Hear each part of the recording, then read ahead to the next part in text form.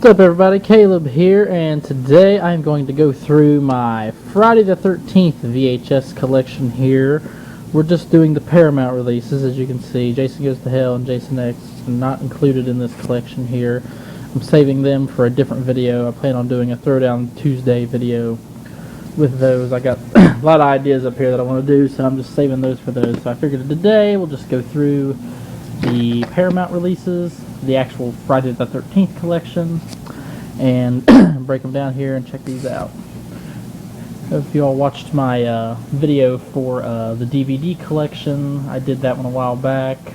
That gives a full review on what I thought of each film, if you want to see that. This is just going to be a VHS review, basically. So we'll start out here. Here's Friday the 13th, the original film. This is a 1988 reissue of the film for Paramount's 75th anniversary. I'm a little confused by that, though, because that 75th anniversary logo is also on Friday the 13th Part 6, which was released in 86. Yep, you can see that right there. So, not really sure. I know it's an 88 reissue because that's what it says. The 80 issue is hard to find, but as long as it's not those crappy 1990s Gateway reissues, I'm pretty happy with them. And next up, Friday the 13th Part 2. I believe this one's also an 88 reissue. But it's in original box artwork. The only thing that's different in it is the year it was issued. That's the only difference between these. So I'm fairly satisfied.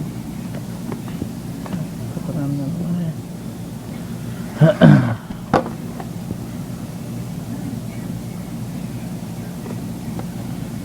Also, there's, I forgot to do that on Part 1, there's a front sticker on all the old Paramount films that were released. Next up, we got Friday the 13th Part 3.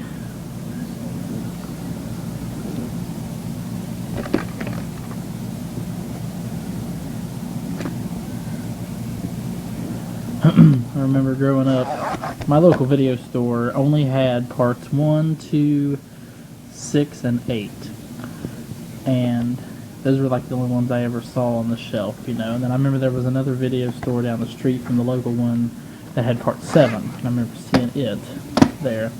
But it was always a treat when I got to cross the river to Ohio to the better video store called Front Row Video, because they had all 8 Jason films at the time, and getting to see all those covers. Being that young age, it just mesmerized me.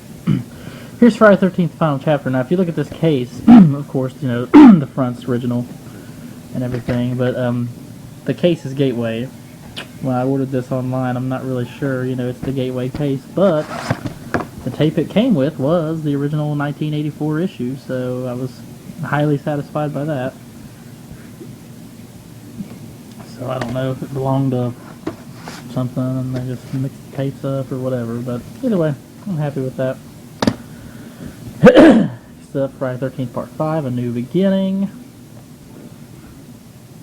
Again, watch my DVD review of this series and you'll find out that this one's actually one of my all-time favorites. Even though, you know, Jason Voorhees is not the real killer in this film, it's still one of my favorites. I think the most people get killed in Part 5, too, if my memory serves me correct. Friday the 13th Part 6, Jason Lives.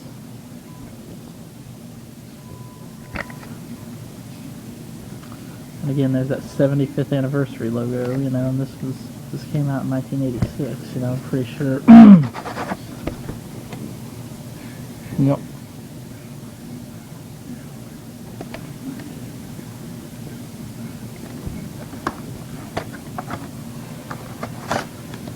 And Friday the 13th Part 7, The New Blood.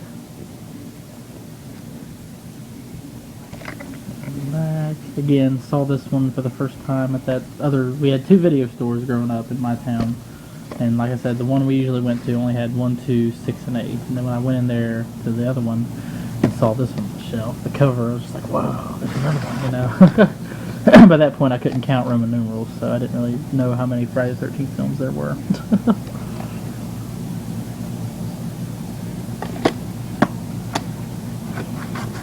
And last but most definitely not least, again, if you watch my DVD collection review, Friday the 13th Part 8, Jason Takes Manhattan. This one still has some shrink wrap on it. It was purchased at Kmart for $9.97. I'm not sure. I mean, it's the original issue, so you know, I'm assuming that it had to be an 89 or 90, somewhere around there.